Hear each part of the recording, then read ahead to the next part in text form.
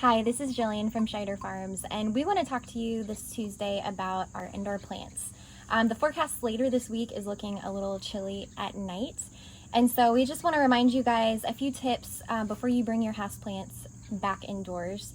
Now, some of you may leave them inside all the time, and that's totally fine. I have a pretty small house, and so my plants all come outside during the summer, and which is also a slow process. You have to acclimate them outdoors, and then we're going to do the same thing this fall and slowly acclimate our plants back inside.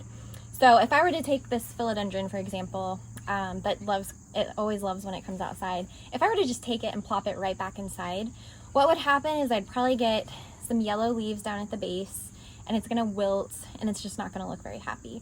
And so before I take it inside, I'm gonna move it up towards my house. I have a little covered patio area. And so all of my plants really the past week or so have been kind of migrating that way. And they're just slowly adjusting to different sunlight, less sun than they were getting. Because even filtered sun outdoors is gonna be different than what it's getting inside. So that's the first step you wanna do, is start moving your plants up towards your house onto a porch, covered patio area like that. And then at nighttime, so we have a few nights next week that look like in the 40s, and really anything below 45, most of your houseplants are not going to survive. And so what you can do is take them from outdoors, and if it's looking 45, really anything under 50 degrees, then you're just going to take all your plants in for the night, let them stay inside, and then you're going to just move them back out onto your covered patio. And that's going to just slowly introduce them to being inside. And we're just going to do this for a few weeks. A week or so is fine, until you feel like they're really starting to acclimate to the indoors. Now, before you do any of this though, we do need to check for some pests. And this is really important, because if you don't, then you're going to be introducing some bugs into your house, and we don't want that either. So on this plant, for example, I'm going to look underneath the leaves, make sure there aren't any, eggs, or look for any types of gnats or mealybugs or aphids, any of those things.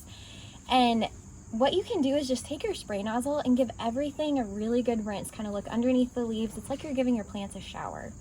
And that's going to clean all of those bugs off.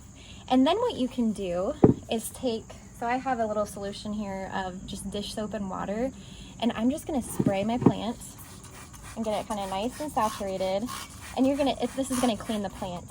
And what I'm also going to do, this is kind of a little trick here. On a lot of your pots, especially if your saucer is attached, there's this little area down here where bugs can hide. And so I'm gonna spray in there, and then we'll just take a cloth and wipe everything down so it's nice and clean before you bring it into your house. So these are just a few tips to get you ready for what I think is a very exciting time during the fall and winter, when all of our plants are getting back indoors and you can enjoy them in a different way.